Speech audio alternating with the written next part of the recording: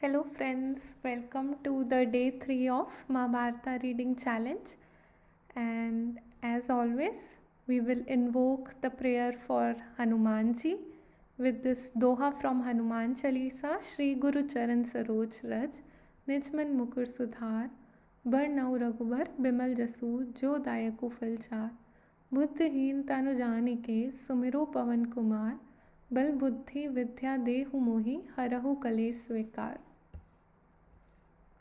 And also Bajrang बाण निश्चय प्रेम प्रतीत ते विनय करे सम्मान देखे काज सकल शुभ सिद्ध करे हनुमान जय हनुमान संत हितकारी सुन लीजिए प्रभु अर्ज हमारी जन के काज विलम्ब न कीजिए आतुर दौर महासुख दीजिए. Also, I have collected today some of the dohas from Mahabharata, which was telecasted on television in 1988 to 1990. And I really enjoy reading these dohas and also listening these. You can also listen these dohas. You can also listen these dohas on YouTube. And so let's get started with these dohas. आंखें देखे मौन मुख सहा कहाँ नहीं जाए लेख विधाता का लिखा कौन किसे समझाए कौन किसे समझाए वचन दिया सोचा नहीं होगा क्या परिणाम सोच समझकर कीजिए जीवन में हर काम जीवन को समझा रहा जिया हुआ इतिहास जब तक तन में श्वास है तब तक मन में आस तब तक मन में आस आस कह रही श्वास से धीरज धरना सीख मांगे बिन मोती मिले मांगे बिन मोती मिले मांगे मिले न भीख मांगे मिले न भीख. Okay friends, so as you already know that we are reading Mahabharata from C. Raja Gopalachari, and we have already completed 12 chapters until now in 2 days, and today is day 3 where we are going to start with chapter 13 to let's try to finish it until chapter 20. Okay, let's get started.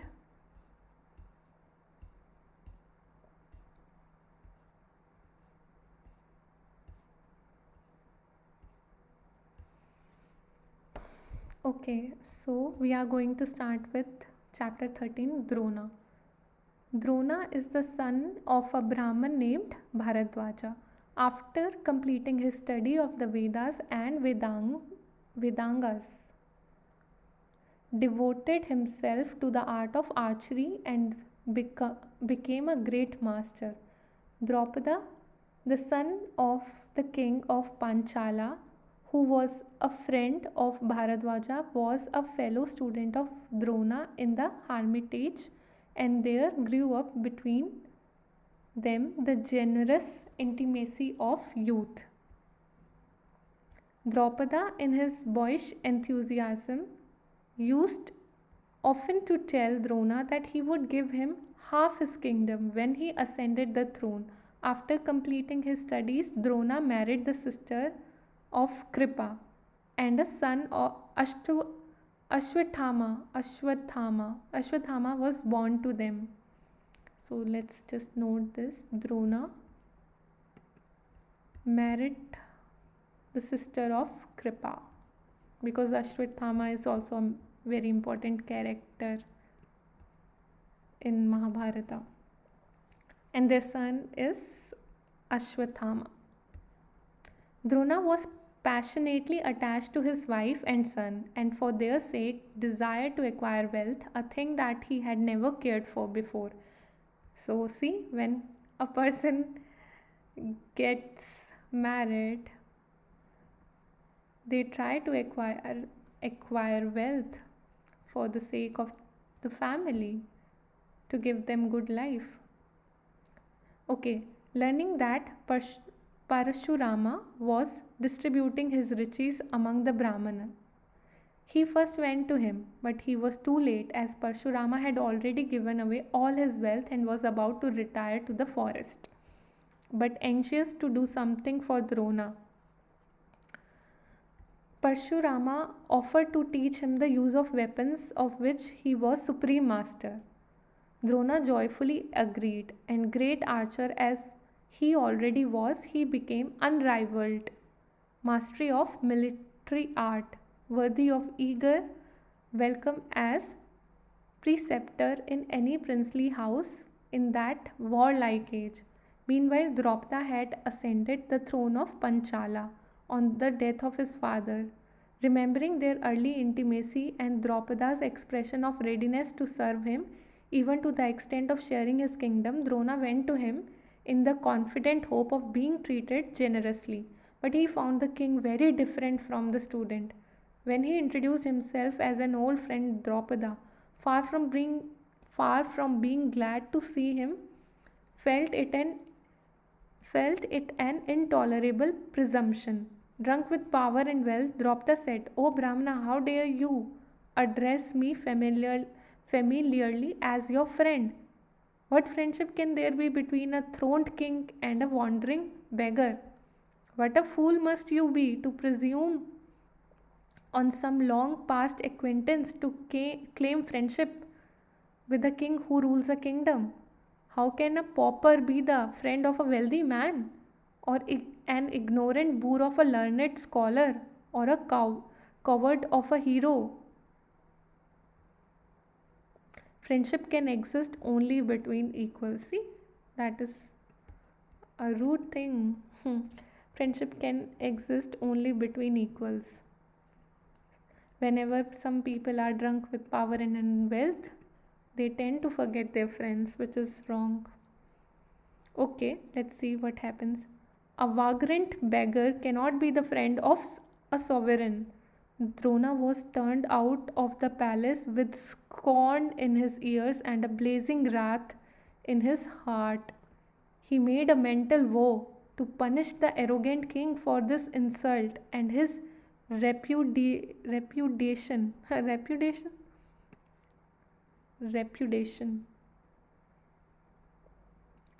of the sacred claims of early friendship.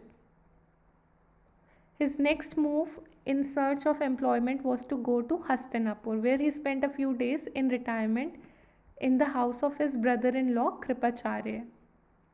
So Kripacharya was his brother-in-law in Hastinapur. He went there to seek some employment. Let's see what happened. One day the prince were playing with a ball outside the precincts of the city, and in the course of the game the ball as well as Yudhishthira's ring fell into a well. The prince had gathered round the well and saw the ring shining from the bottom through the clear water, but could see no way of getting it out. They did not, however, notice that a Brahmana of dark complexion stood nearby, watching them with a smile. He surprised them by saying, "You are the descendants of the heroic Bharata race. Why can't you take out the ball as anyone skilled in arms should know how to do? Shall I do it for you?" Yudhishthira laughed and said in fun, "O Brahmana, if you take out the ball, we will see that you have a good meal in the house of Kripacharya." Then Drona, the Brahmin stranger, took a blade of grass and sent it forth into the well after reciting certain words of power for propelling it as an arrow.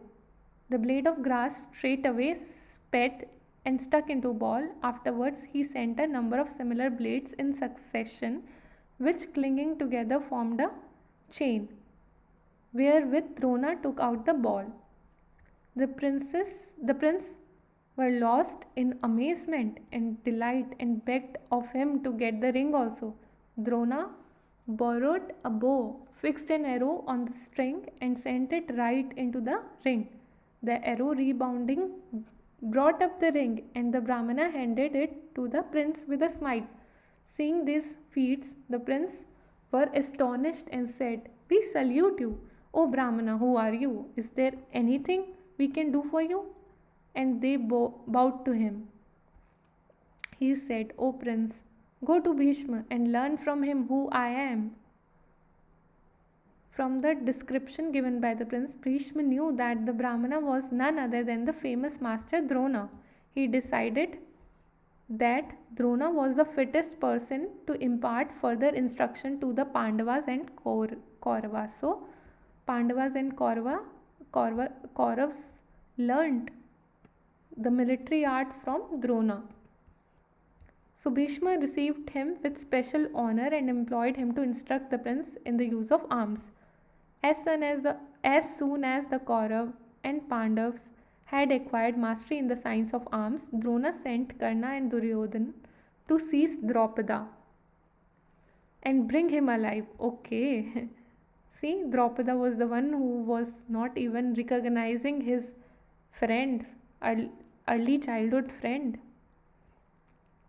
Okay, let's see what happens. Drona sent Karna and Duryodhana to seize Draupada and bring him alive in the discharge of the duty they owed to him as their master. They went as ordered by him but could not accomplish their task. Then the master sent forth Arjun on the same errand. He defeated Draupada in the battle and brought him and his minister captives to Drona. Then Drona smilingly addressed Draupada. Great king, do not fear for your life. In our boyhood, we were companions, but you were pleased to forget it and dishonor me. You told me that a king alone could be a friend to king. Now I am a king. Having conquered your kingdom, still I seek to regain my friendship with you, and so I give you half of your kingdom that has become mine by conquest. Your creed is that friendship is possible only between equals, and we shall now be equals, each owning a half of your kingdom. Drona thought this sufficient revenge for the insult he had suffered, set Draupada at liberty, and treated him with honor. Draupada's pride was thus humbled, but since hate is never extinguished by retaliation, and few things are harder to bear than the pangs of wounded vanity, hatred of Drona and a wish to be revenged on him became the ruling passion of Draupada's life. See, one's actions and reactions are the consequences of others' actions and reactions. You see how people are always wanted to take revenge. Okay, let's see. The king performed tapas, underwent fasts, and conducted sacrifices in order to win the gratified gods to bless him with a son who should slay Drona and a daughter who should wed Arjun. The king performed tapas, underwent fasts, and conducted sacrifices in order to win the gratified gods to bless him with a son who should slay Drona. Okay, so Draupada's son slayed Drona maybe in the Mahabharata, and a daughter who should wed Arjun. So that's a Draupad's daughter Draupadi. His efforts were crowned with success with the birth of Drishtyadhyumna, who commanded the Pandava army at Kurukshetra and helped by a strange combination of circumstances slew the otherwise unconquerable Drona, and birth of Draupadi, the consort of Pandavas. So he got the son as Drishtyadhyumna and the daughter Draupadi. Okay, the wax palace. The jealousy of Duryodhan began to grow at the sight of the physical strength of Bhima and the dexterity of Arjuna. Karan and Shakuni became Duryodhan's evil counselors in planning wily stratagems. Okay, so Karna and Shakuni were the evil counselors of Duryodhan in planning wily stratagems like strategies. As for poor Dhritarashtra, he was a wise man, no doubt, and he also loved his brother's son, but he was weak of will, dotingly attached to his own children. So Dhritarashtra here, they said that he was a wise man, no doubt. Also, he loved his brother's sons, like Pandu's son Pandava, but he was very weak of will, Dhritarashtra, and dotingly attached to his own children. For his children's sake, the worse became the better reason, and he would sometimes even knowingly follow the wrong path. So that's also wrong when one follows wrong path for the sake of children. It's a wrong thing to do. Okay, Dhritarashtra. Duryodhan sought in various ways to kill the Pandavas. It was by means of the secret help rendered by Vidura, who wanted to save the family from a great sin, that the Pandavas escaped with their lives. And we also know Vidura is the Lord of Dharma, right? We have read this already in the previous sections. Okay. One unforgivable offense of the Pandavas in the eyes of Duryodhan was that the people of the city used to praise them openly and declare in season and out of the season that Yudhishthir alone was fit to be king. So the people in the kingdom wanted Yudhishthir to be the king. They would flock together and argue. Dhritarashtra could never be the king, for he was born blind. It is not proper that he should now hold the kingdom in his hand. Bhishma cannot be king either, because he is devoted to truth, and to his woe he would not be a king. Hence Yudhishthir alone should be crowned as king. He alone can rule the Kuru race and the kingdom with justice. So the people of Kurukshetra wanted Yudhishthir to be the king, because they believed that Yudhishthir could rule the kingdom with justice, and people always seek justice from the great authority. Thus people talked everywhere. These words were poison to Duryodhan's ear, and made him writhe and burn with jealousy. He went to Dhritarashtra and complained bitterly of the public talk. Father, the citizens babble irrelevant nonsense. They have no respect even for such venerable persons as Bhishma and yourself.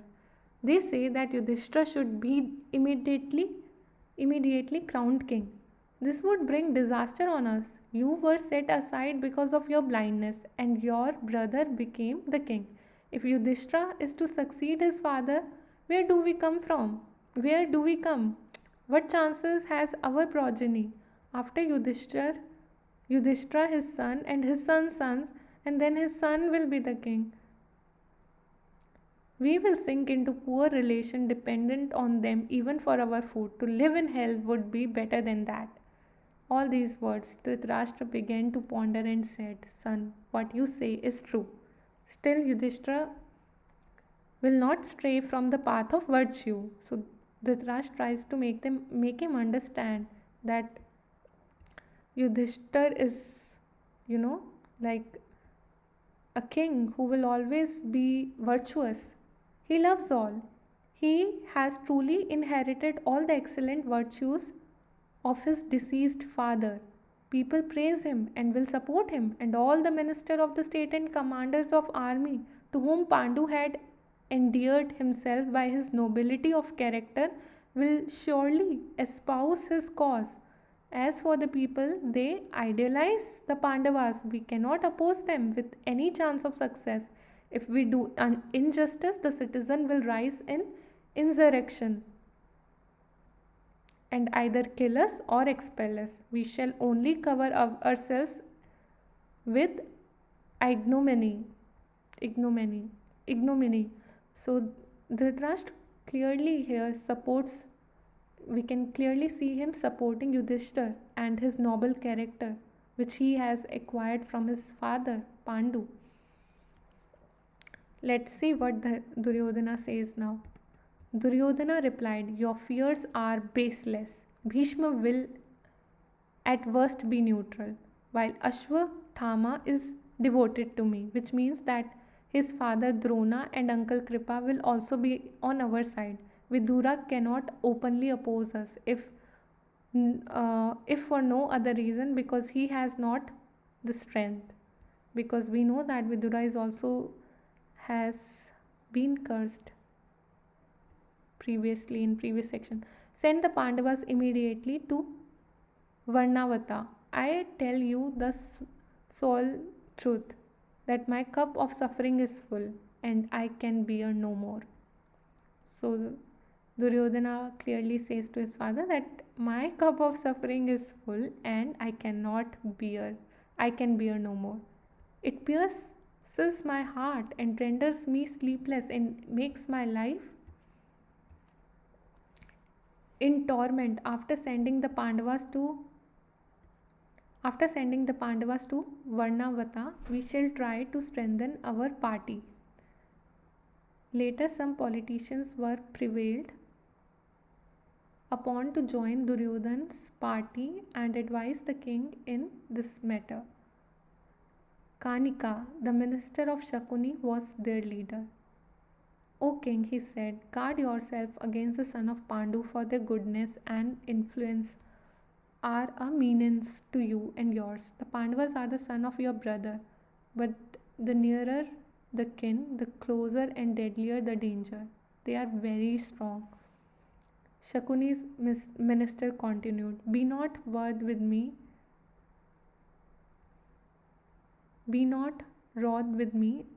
if I say a king should be mighty in action as in name, for nobody will believe in strength which is never displayed. State affairs should be kept secret, and the earliest indication to the public of a wise plan should be its execution. Also, evil must be eradicated promptly, for a throne which has been allowed to remain in the body may cause a festering wound. Powerful enemies should be destroyed, and even a weak foe should not be neglected, since a mere spark, if overlooked, may cause a forest fire. A strong enemy should be destroyed by means of stratagem. By use of strategy, a strong enemy should be destroyed, and it would be folly to show mercy to him. O king, guard yourself against the son of Pandus. They are very powerful. Duryodhan told Dhritarashtra of his success in securing adherents. I have bought the goodwill of king's attendants with gifts of wealth and honor. I have won over his ministers to our cause. If you will adroitly prevail upon the Pandavas to go to Varnavata, the city and the whole kingdom will take our side. They will not have a friend left here. Once the kingdom has become ours, there will be no power for harm left in them, and it may even be possible to let them come back.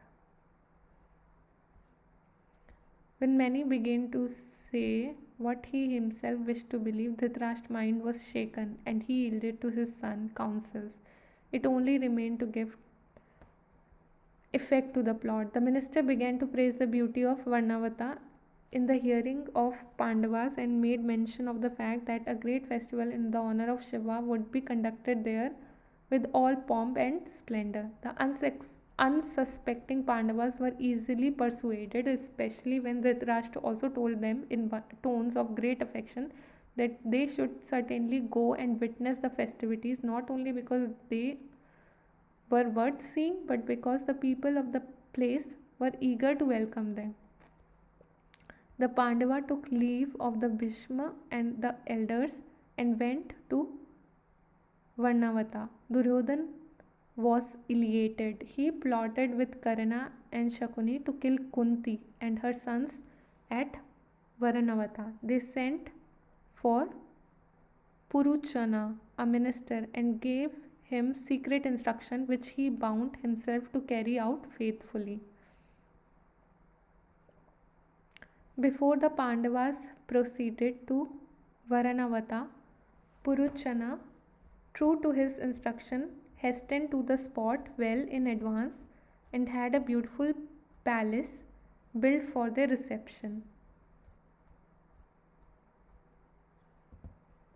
Combustible materials like jute, lac, ghee, oil, and fat were used in the construction of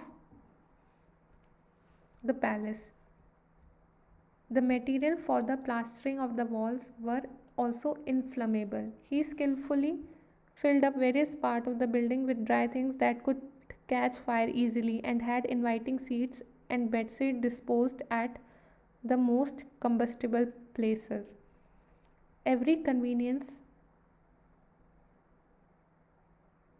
was furnished for the Pandavas to dwell in the city without fear. Until the palace was built, when the Pandavas had settled down in the wax house, the idea was to set fire to it at night when they were sound asleep. The ostentatious love and solicitude with which the Pandavas had been received and treated would obviate all suspicion, and the fire would be taken as a sad case of pure accident. No one would dream of blaming the Kauravas. Okay, so now we have seen that here the plans for killing, the plans made by Duryodhan for killing the for killing of Pandavas. Okay, let's say the escape. Let's see the escape of the Pandavas. After taking reverential leave of the elder and embracing their comrades, the Pandavas proceeded to Varnavata. The citizen accompanied them a part of their way and returned unwillingly to the city. Vidura pointedly warned Yudhishthira in the words intelligible only to the prince. He alone will escape from danger who forestall the intention of an astute enemy. There are weapons sharper than those made of steel, and the wise man who would escape destruction must know the means to guard against them. The conflagration that devastates a forest cannot hurt a rat which shelters itself in a hole, or porcupine which burrows in the earth. The wise man knows his bearings by looking at the stars. Are they talking about astrology? Though they had started on their journey in sunshine of joy, they now proceeded in a dark of cloud of sorrow and anxiety. The people of Varnavata were very happy to learn of the coming of the Pandavas to their city and welcomed them. After a brief stay in other houses while the palace specially meant for them was being got ready, they moved into it under Puruchana's guidance. So you know that palace made of all the combustible materials because they wanted to have a fire accident there. Let's see. It was named Shivam, which means prosperity, and that was the name which, in ghastly irony, was given to the death trap. Shivam. Yudhishthira diligently examined the whole palace, bearing in mind Vidura's warning, and verified that the building was without a shadow of doubt constructing with combustible material. Yudhishthira told Bhima, though we know very well that the palace is a trap of death, we should not make Puruchana suspect that we know his plot. We should get away at the right moment, but escape would be difficult if we gave room for any suspicion. So they stayed in that house to all appearance free from care. Meanwhile, Vidura had sent an expert minister who met them in secret and said, my password is the veiled warning Vidura gave you. I have been sent to help you for your protection. This was meant to indicate to Yudhishthira and to him alone Duryodhan's hideous plot and the means to escape from danger.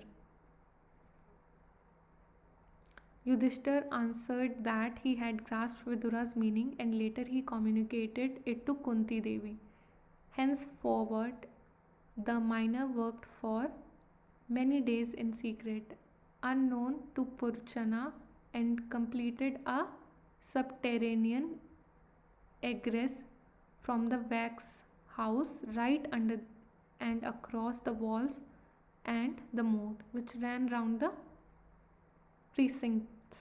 Puruchana had his quarters at the gateway of the palace. The Pandavas kept armed vigil during night,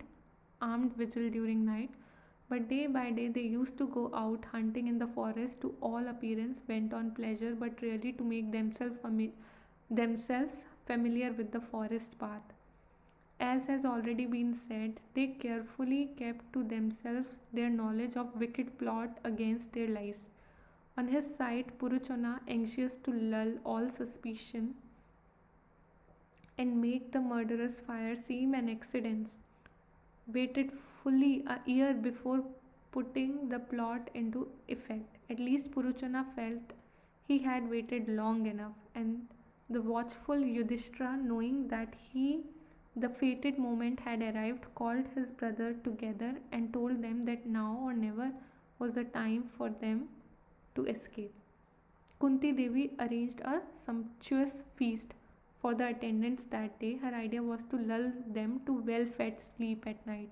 At midnight, Bhima set fire to the place in several places. Kunti Devi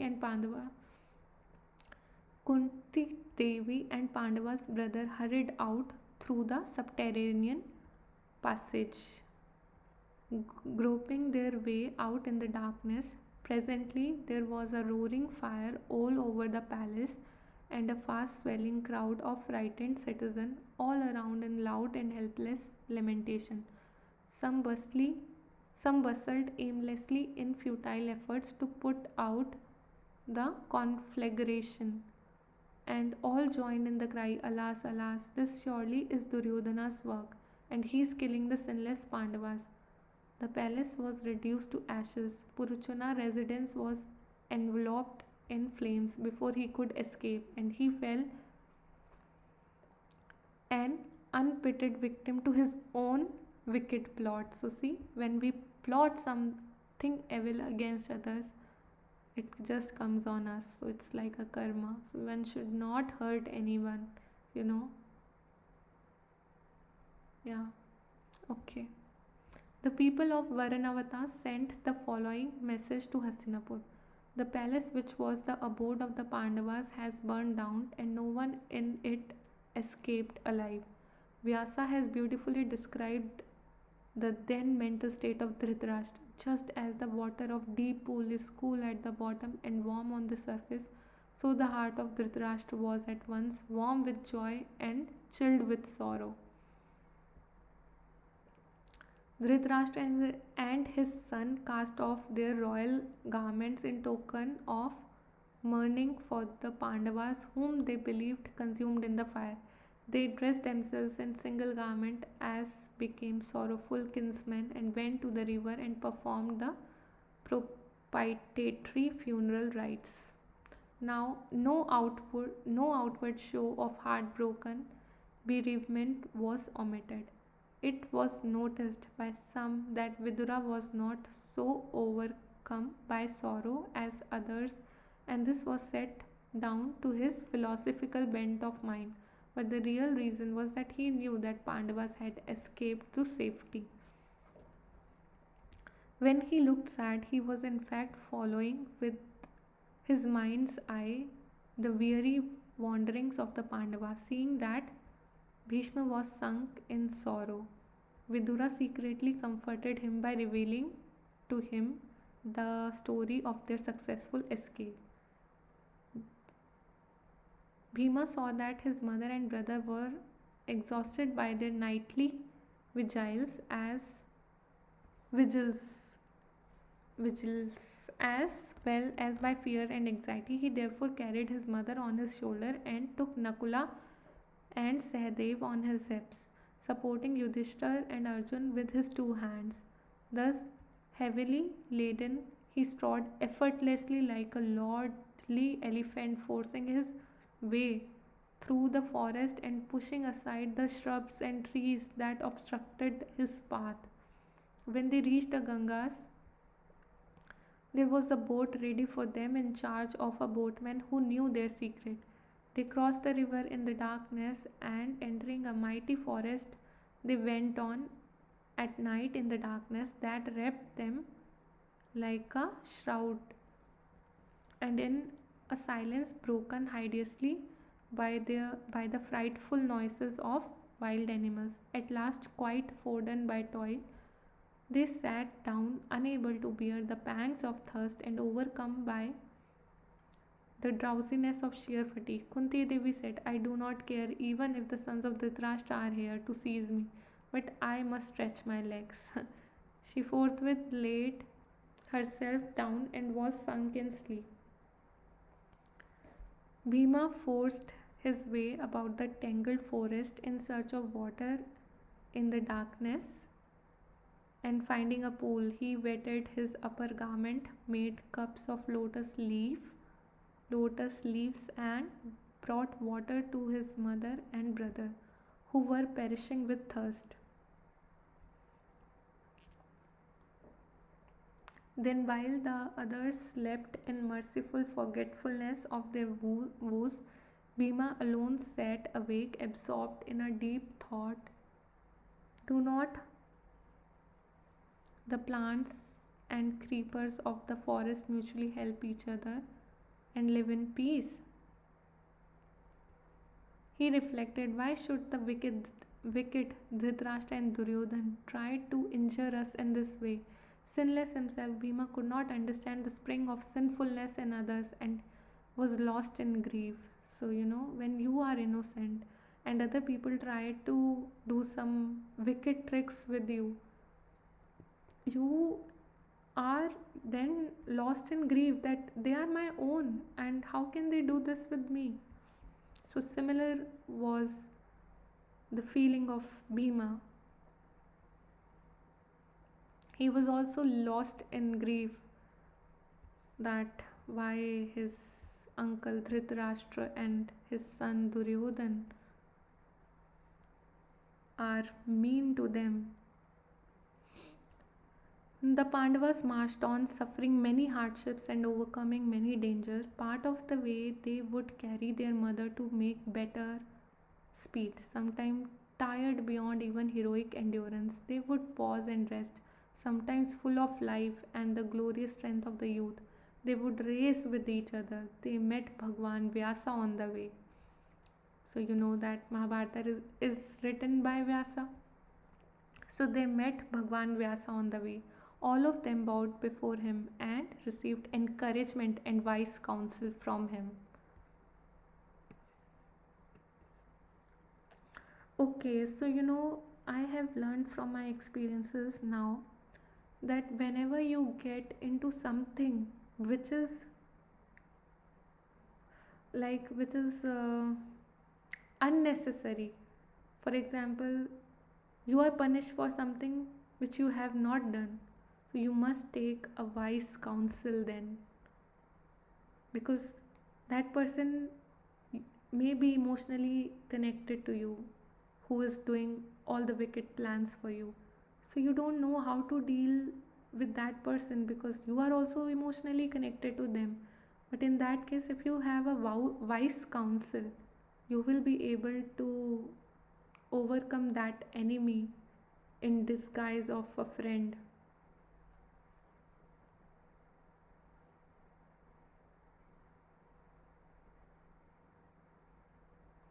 When Kunti told him of the sorrows that had befallen them, Vyasa consoled her with these words: no virtuous man is strong enough to live in the virtue at all the time, nor is any sinner bad enough to exist in one welter of sin. Life is a tangled web, and there is no one in the world who has not done both good and evil. Each and everyone has to bear the consequences of his action. Do not give way to sorrow. Then they put on the garb of Brahmanas as advised by Vyasa, went to the city in Ekachakra and stayed there in a Brahmin's house waiting for the better days. So see, Pandavas were also waiting for their better days to come. The slaying of Bakasura. In the city of Ekachakra, the Pandavas stayed in the guise of Brahmanas, begging their food in the Brahmana street and bringing what they got to their mother, who would wait anxiously till their return. If they did not come back in time, she would be worried, fearing that some evil might have befallen them. Kunti would divide the food they brought into two equal portions. One half would go to Bhima, the other half would be shared by the other brothers and mother. Bhima, being born of the wind god, had great strength and mighty appetite. Vrikodara, one of the name of Bhima, Vrikodara, means wolf ballad and a wolf. Looks away famished, and however much it might eat, its hunger is never quite satisfied. Bhima's insatiable hunger and the scanty food he used to get at Ekachakra went ill together. As he daily grew thin, which caused much distress to his mother and brother. Sometimes later, Bhima became acquainted with the potter for whom he helped and fetched clay. The potter in return presented him with a big earthen pot that became an object of merriment to the street urchins. One day, when the other brothers had gone to beg for alms, Bhimasena stayed behind with his mother, and they heard loud lamentations from the house of their Brahmana landlord. Some great calamity surely had befallen the poor family, and Kunti went inside to learn what it was.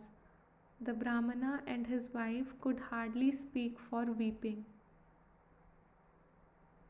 But at last the Brahmana said to his wife, "O fortunate and foolish woman, though time and again I wished we should leave this city for good, you would not agree. You persisted in saying that you were born and bred here, and here you would stay where your parents and relation had lived and died. How can I think of losing you, who have been to me at once my life's mate, loving mother, the wife who bore my children, nay, my all in all? I cannot send you to death while I keep myself alive. This little girl has been given to us by God as a trust to be handed over in time to a worthy man. It is unrighteousness to sacrifice her, who is a gift of God, to perpetuate the race. It is equally impossible to allow this other, our son, to be killed. How can we live after consigning to death our only solace in life and our hope for the hereafter? If he is lost, who would pour libations, libitation for us?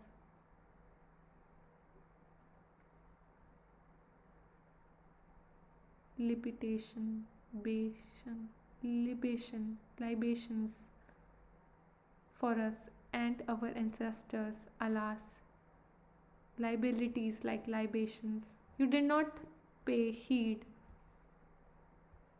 to my words, and this is the deadly fruit of your perversity.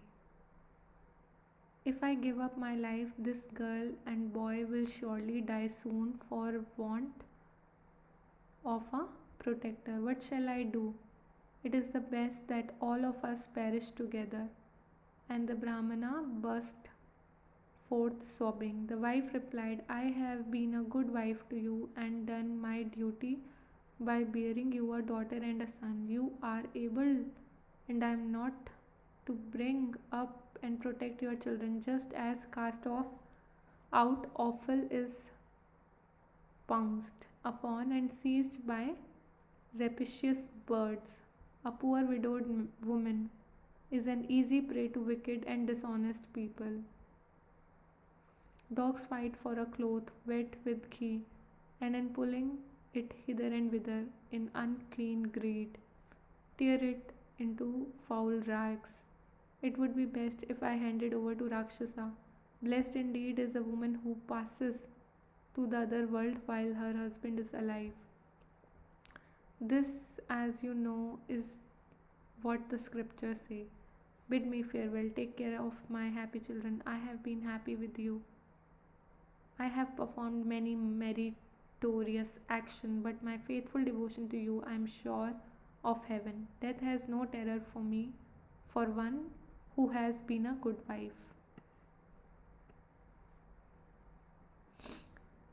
After I am gone, take another wife. Gladden me with a brave smile. Give me your blessing and send me to this Rakshasa. Hearing these words of wife, and Brahmana tenderly embraced her, and utterly overcome by her love and courage, he wept like a child. When he could find his voice, he replied, O beloved and noble one, what words are these? Can I bear to live without you? The first duty of a married man is to protect his wife. I should indeed be a pitiful sinner if I lived after giving you up to Rakshasa and sacrificing both love and duty. The daughter who was hearing this piteous conversation now interposed with sobs. Listen to me, child, though I be, and then do what is proper. It is me alone that you can spare to Rakshasa. By sacrificing one soul, that is myself, you can save the others. Let me be the little boat to take you across the river of calamity. In like manner, a woman without a guardian becomes the sport of wicked people who drag her hither and thither. It is impossible for me to protect two fatherless orphans, and they will perish miserably like a fish in waterless ponds. If both of you pass away, both I and this little baby brother of mine will soon perish unprotected in this hard world. If this family of ours can be saved from destruction of my single death, what a good death mine would be. Even if you consider my welfare alone, you should send me to Rakshasa. At this brave word of the poor child, the parents tenderly embraced her and wept. Seeing them all in tears, the boy, hardly more than a baby, started up with glowing eyes, lisping,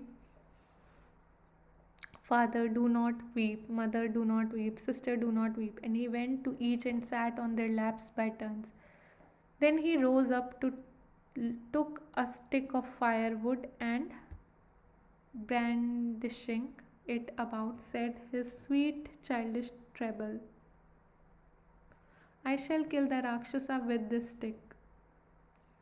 The child's action and the speech made them smile in the midst of their tear, but only added to their great sorrow.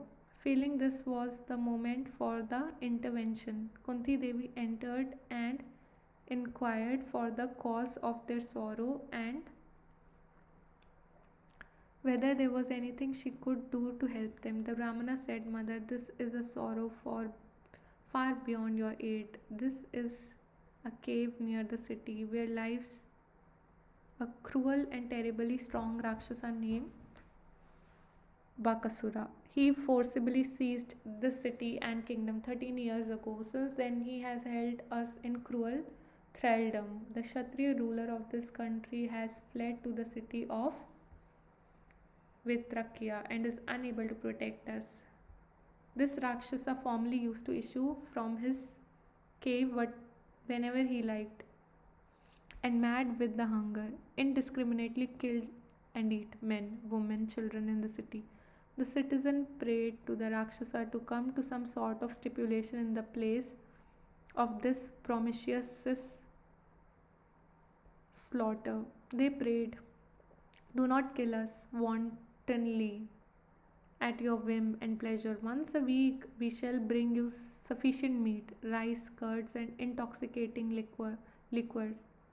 liquors, and many other delicacies. We will deliver this to you in a carriage drawn by two bullocks, driven by a human being, taken from each house in turn. You can make a repast of the rice along with the bullocks and the man, but refrain from this mad orgy of slaughter. The Rakshasa agreed to the proposal. From that day, this strong Rakshasa has been protecting this kingdom from foreign raids and wild beasts. This arrangement has been in force for many years. No hero has been found to free this country from this pest. For the Rakshasa has invariably defeated and killed all the brave men who tried. Mother, our legitimate sovereign is unable to protect us. The citizens of a country whose king is weak should not marry and beget children. A worthy family life with culture and domestic happiness is possible only under the rule of good strong king. Wife, wealth and other things are not safe. If there be no proper king ruling over us, and having long suffered with the sight of other sorrow, our own turn has come now to send a person as prey to the Rakshasa. I have not the means to purchase a substitute. None of us can bear to live after sending one of us to a cruel death, and I shall go with my whole family to him. Let the wicked glutton gorge himself with all of us. I have pained you with these things, but you wish to know only God can help us, but we have lost all hope even of that.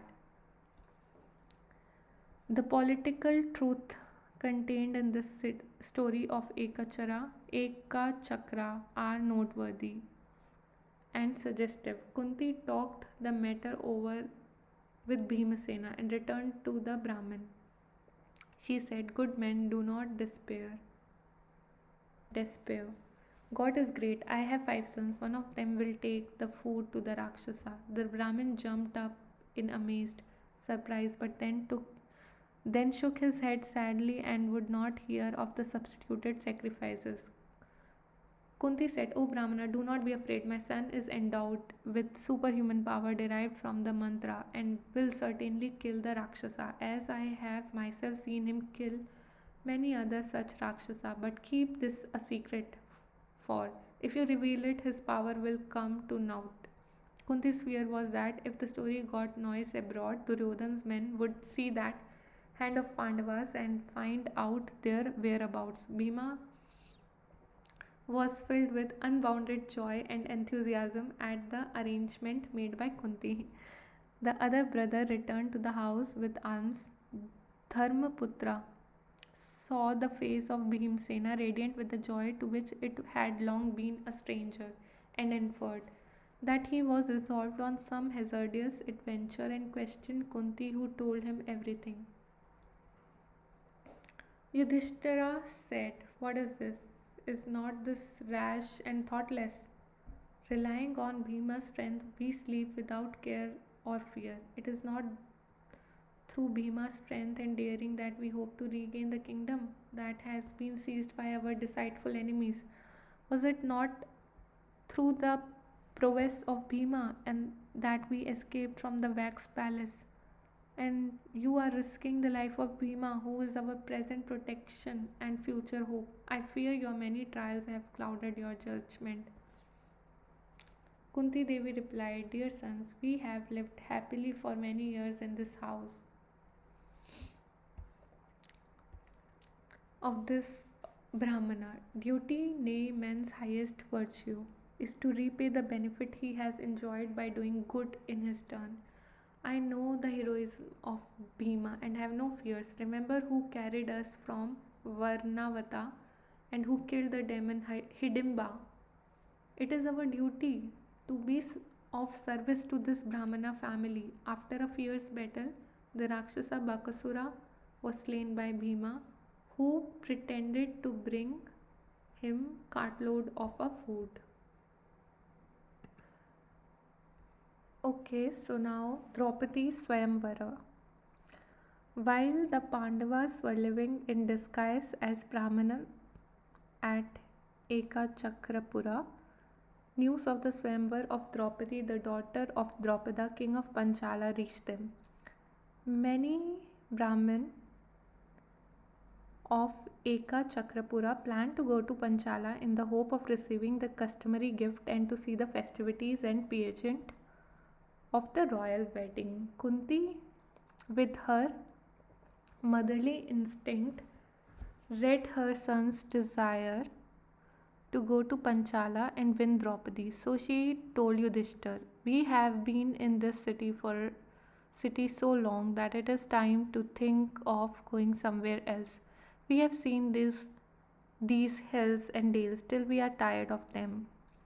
The alms doled out to us are diminishing, and it is not good to outstray your entertainment. Let us therefore go to Draupada's kingdom, which is reputed to be fair and prosperous." Kunti was second to none in worldly wisdom and sagacity, and could gracefully divine her son's thought and spare them the awkwardness of expressing them. The Brahmanas went in groups to witness the Swayamvar, and the Pandav mingled with them in the guise of Brahmana. After a long march, the party reached the beautiful city of Draupada and billeted themselves in the house of potter as obscure Brahmana of no note. Though Draupada and Drona were outwardly at peace, the former never could forget or forgive the humiliation he had suffered at the latter's hand. Draupada's one wish was to give his daughter in marriage to Arjun. Drona loved Arjun so dearly that he could hardly look upon his pupil father-in-law as his deadly foe, and if there were a war, Draupada would be all the stronger for being Arjuna's father-in-law. When he heard the news of destruction of the Pandavas at Varnavata, he was plunged in sorrow, but was revealed by a later rumor that they had escaped. The marriage hall was beautifully decorated and built amidst a finely laid out group of a new guest house, designed to accommodate the Swayamvar suitors and guests. Attractive sights and sport had been arranged for a public entertainment, and there were glorious festivities for 14 days continuously. A mighty steel bow was placed in the marriage hall. The candidate for the prince's hand was required to string the bow and with it shoot a steel arrow through the central aperture of a revolving disc at a target placed on high. This required almost superhuman strength and skills, and Draupada proclaimed that the hero who would win his daughter should perform this feat. Many valiant princes has gathered there from all part of Bharatvarsha. The sons of Dhritarashtra were there as well as Karna, Krishna, Shishupala, Jarasandha and Salya. Beside the competitors, there was a huge concourse of spectators and visitors. The noise that issued therefrom resembled the uproar of ocean, and over it all those the specious sound of festal music from hundred of instruments. Drishta Dyumna on horseback rode in front of his sister Draupadi, seated on an elephant. Fresh from her auspicious bridal bath and clad in flowing silk, Draupadi dismounted and entered the Swayamvar hall, seeming to fill it with the sweetness of her presence and perfect beauty. Garland in hand, coyly glancing at the valiant prince, who for their part looked at her in speechless admiration, she ascended the dais. The Brahmins repeated the usual mantras and offered oblation in the fire. After the peace invocation had been chanted and the flourish of music had stopped, Drishtadyumna took Draupadi by the hand and led her to the center of all. Then he proclaimed in loud, clear tones, "Hear ye, O prince, seated in state in this assembly, here is the bow. There is the target, and here are the arrows. He who sends 5 arrows in succession through the hole of wheel and unerringly hits the target, if he also be of good family and presence shall win my sister." Then he narrated through Draupadi the name, ancestry, and description of several suitors assembled there. Many noted princes rose one after another and tried in vain to string the bow, and it was too heavy and stiff for them, and they returned to their places, abashed and ashamed. Shishupala, Jarasandha, Salya, and Duryodhan were among these unsuccessful aspirants. When Karna came forward, all assemblage expected that he would be successful, but he failed by just a hair's breadth, and the sting slid back, flashing, and the mighty bow jumped out of his hands like a thing of life. There was great clamor and angry talk, some even saying that it was an impossible test put up to shame the kings. Then all noises were hushed, for there arose from among the group of Brahmanas a youth who advanced towards the bow. It was Arjuna, who had came disguised as a Brahmin.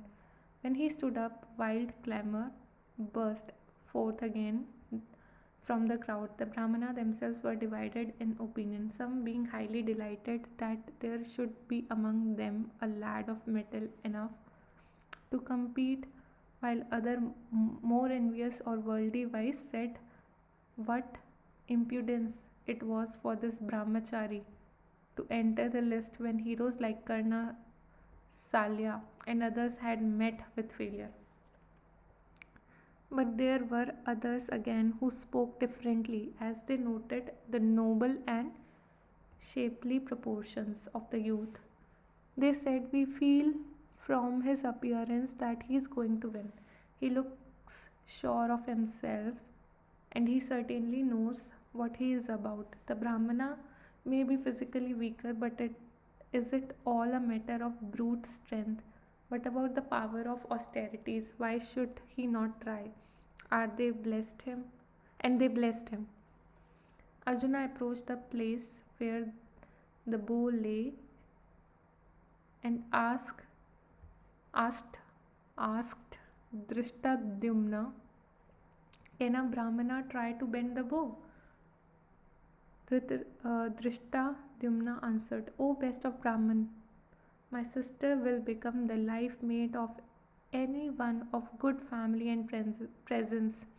One who bends the bow and shoots the target, my words stand, and there will be no going back on them." Then Arjuna meditated on Narayana, the supreme god, and took the bow in his hand and strung it with ease. He placed an arrow on the string and looked around him with a smile while the crowd was lost in spellbound silence. Then, without pause or hesitation, he shot 5 arrows in succession through the revolving mechanism right into the target so that it fell down. The crowd was in tumult, and there was a blare of musical instruments. The Brahmins, who were seated in assembly in large numbers, sent forth shouts of joy, waving aloft their deer skins in exultation, as though the whole community had won Draupadi. The uproar that followed was indescribable. Draupadi shone with a fresh beauty, her face glowed with happiness, which streamed out of her eyes as she looked on Arjuna. She approached him and placed the garland on his neck. Yudhishthir, Nakula, and Sahadev returned in haste to the potter's house to convey the glad news immediately to their mother. Bhima alone remained in the assembly, fearing that some danger might befall Arjuna from the Kshatriyas. As anticipated by Bhima, the princes were loud in wrath. They said the practice of Swamvar, the choosing of bridegroom, is not prevalent among the Brahmins. If this maiden does not care to marry a prince, she should remain a virgin and burn herself on the pyre. How can a Brahman marry her? We should oppose this marriage and prevent it so as to protect righteousness and save the practice of Swamvar from the peril which threatens it. A free fight seemed imminent. Bhima plucked a tree by the roots and stripped it out of foliage, stood armed with this formidable bludgeon by the side of Arjuna, ready for any event. Draupadi said nothing but stood holding on the skirts of the deer skin in which Arjuna was clad.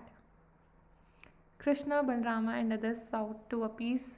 See, Krishna has come for the first time here. Krishna, Balrama, and others sought to appease those who had created the confusion. Arjuna proceeded to the house of the potter accompanied by Draupadi. As Bhima and Arjuna were talking, Draupadi to their temporary abode, Drishtadyumna followed them at a distance and, unseen by them, closely observed everything that took place there. He was amazed and delighted at what he saw, and returning, he secretly told King Draupada, "Father, I think they are the Pandavas." Draupadi accompanied them, holding to the skirts of deerskin of that youth, and she was not at all abashed. I also followed that, and I saw all five, and a venerable and august lady who I have no doubt is Kunti herself. Invited by Draupada, Kunti and the Pandavas went to the palace. Dharmputra confided to the king that they were the Pandavas. He also informed him of their decision to marry Draupadi in common. Draupada rejoiced at knowing that they were the Pandavas, which set at rest all anxiety regarding the enmity of Drona. But he was surprised and disgusted when he heard that they would jointly marry Draupadi.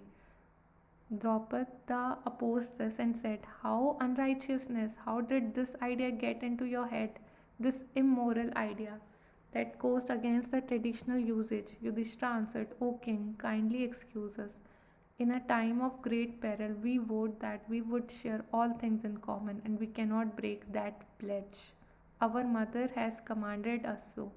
Finally, Draupada yielded and the marriage was celebrated. Indraprastha.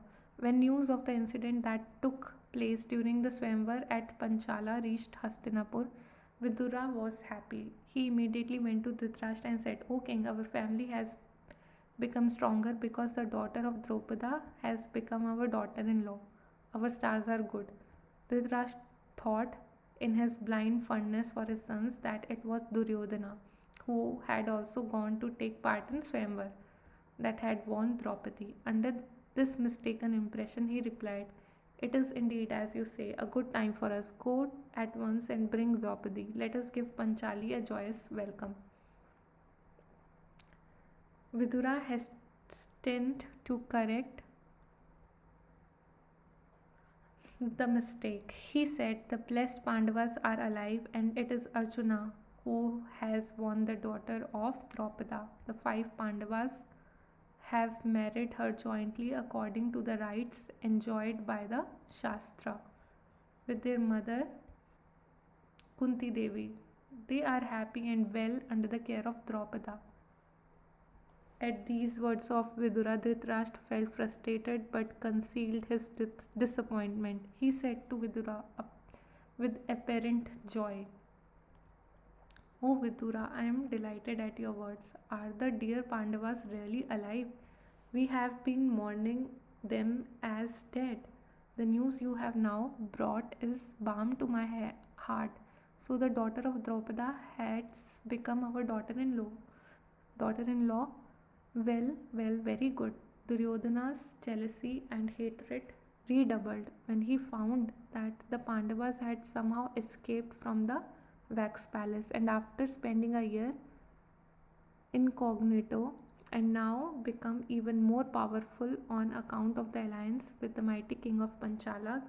Duryodhan and his brother Dushasan went to their uncle Shakuni and said in sorrow, "Uncle, we are undone. We have been let down by relying on Purochana. Our enemies, the Pandavas, are clever than ourselves, and fortune always seems to favor them. Drishtadyumna and Shikandin have become their allies. What can we do?" Karna and Duryodhan went to the blind Dhritarashtra. Duryodhan said, "You told Vidura that better days were ahead of us. It is good time for us that our natural enemies, the Pandavas, have so waxed in strength that they will certainly destroy us. We could not carry out our plot against them, and the fact that they know about it is an added danger. It has now come to this: either we must destroy them here and now, or we shall ourselves perish. Favor us with your counsel in this matter." Dhritarashtra replied, "Dear son, what you say is true. We should not, however, let Vidura know our mind. That was why I spoke to him in that manner. Let me hear your suggestions as to what we should do." Duryodhana said, "I feel so distracted that no plans occur to me. Perhaps we may take advantage of the fact that these Pandavas are not born of one and the same mother and create enmity between the son of Madri and those of Kunti. We can also try to bribe Draupada into joining our side. That he has given away his daughter in marriage to Pandavas will not stand in the way of our making him an ally. There is nothing that cannot be accomplished by the power of wealth." Karna smiled and said, "This is but futile talk." Duryodhana continued, "We should somehow make sure that the Pandavas do not come here and demand of us the kingdom that is now in our possession. We may commission a few Brahmins to spread convenient rumors in Draupada's city and severely tell the Pandavas that they would meet with great danger if they were to go to Hastinapur. Then the Pandavas would fear to come here and we shall be safe from them." Karna replied, "This too is idle talk. You cannot frighten them that way." Duryodhana continued, "Can we not create a discord among the Pandavas by the means of Draupadi? Her polyandrous marriage is very convenient for us. We shall arouse doubts and jealousy in their minds through the efforts of experts in the science of erotics. We shall certainly succeed. We can get a beautiful woman to beguile some of the sons of Kunti and thus make Draupadi turn against them. If Draupadi begins to suspect any of them, we can invite him to Hastinapur and use him as that our plan prospers." Karna laughed this also to scorn. He said, "None of your proposal is any good. You cannot conquer the Pandavas by stratagem. When they were here and were like immature birds with undeveloped wings, we found we could not deceive them. And you think we can deceive them now, when they have acquired experience and are moreover under the protection of Draupada? They have seen through your designs. Stratagems will not do hereafter. You cannot sow dissensions among them. You cannot bribe the wise and honorable Draupada. He will not give up the Pandavas on any account. Draupadi also can never be turned against them. Therefore, there is only one way left for us, and that is to attack them before they grow stronger and other friends join them. We should make a surprise attack on Pandavas and Draupada before Krishna joins them with his Yadava army. We should take the heroic way out of our difficulty as befits Kshatriya. Trickery. will prove useless. Thus spoke Karna. Dhritarashtra could not make up his mind.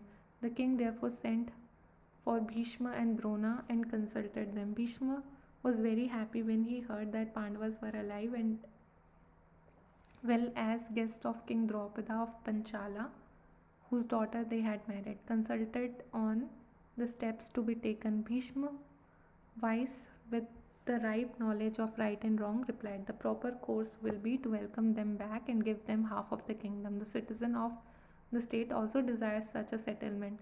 This is the only way to maintain the dignity of our family. There is much loose talk, not creditable to you, about the fire accident at the Vex house. All blame, even all suspicion, will be set at rest if you invite the Pandavas and hand over half kingdom to them. This is my advice. Drona also gave the same counsel and suggested sending a proper messenger to bring about an amicable settlement and establish peace. Karna flew into a rage at this suggestion. He was very much devoted to Duryodhan and could not all bear the idea of giving a portion of kingdom to the Pandavas. He told Dhritarashtra, I am surprised that Drona, who has received wealth and honors at your hand, has made such a suggestion. A king should examine critically the advice of this minister before accepting or rejecting it. All these words of Karna, Drona, his old eyes full of anger, said, O wicked man, you are advising the king to go on the wrong path.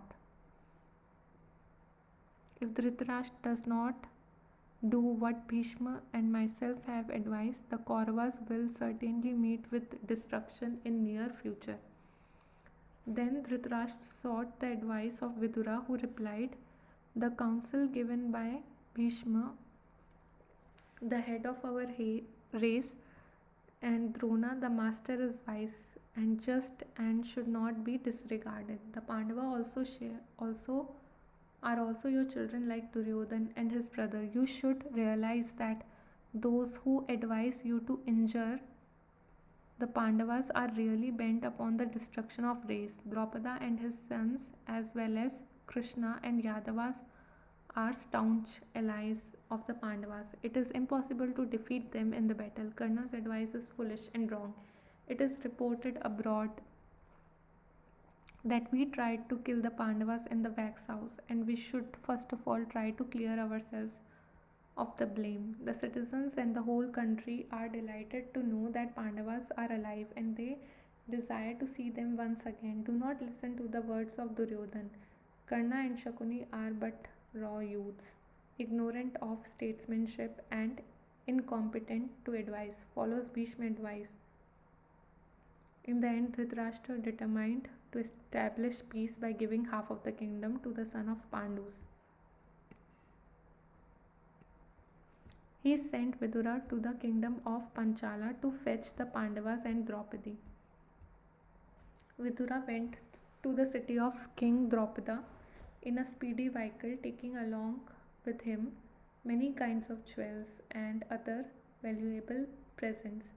Vidura rendered due honor to King Draupada and requested him to, on behalf of Dhritarashtra, to send the Pandavas with Panchali to Hastinapur. Draupada mistrusted Dhritarashtra, but he merely said, the Pandavas may do as they like. Vidura went to Kunti Devi and prostrated himself before her. She said, Son of Vichitravirya, you saved my son. They are therefore your children. I trust you. I shall do as you advise. She was also suspicious of Dhritarashtra's intentions. Vidura thus assured, your children will never meet with destruction. They will inherit the kingdom and acquire great renown. Come, let us go. At last Draupada also gave his assent, and Vidura returned to Hastinapur with the Pandavas, Kunti and Draupadi, in jubilant welcome of the beloved prince, who were returning home after long years of exile and travel.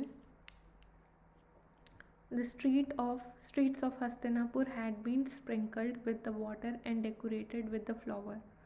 As had been already decided, half of the kingdom was made over to the Pandavas, and Yudhishthira was duly crowned king. Dhritarashtra blessed the newly crowned Yudhishthira and bade him farewell with these words: My brother Pandu made this kingdom prosperous. May you prove a worthy heir to his renown. King Pandu delighted in abiding by my advice. Love me in the same manner. My sons are wicked and proud. I have made this settlement so that there may be no strife or hatred between you. Go to Khanda Khandavaprastha and make it your capital. Our ancestor Puruvas, Nausa and Yayati ruled the kingdom from there. That was our ancient capital. Re-establish that and be famous. In this manner, Dhritarashtra spoke affectionately to Yudhishthira. The Pandavas renovated the ruined city, built palaces and forts, and renamed it as Indraprastha. It grew in wealth and beauty and became the admiration of the world. Pandavas ruled there happily for 36 years with their mother and Draupadi, never straying from the path of dharma. Never straying from the path of dharma. So they were ruling with justice, with dharma. They were never straying from the path of dharma. I think it's all good for today. I am not going to do 19 and 20 chapter today because we have done from 13 to 19 also. It's long. They were long chapters. Let's just unmark them. So we did not do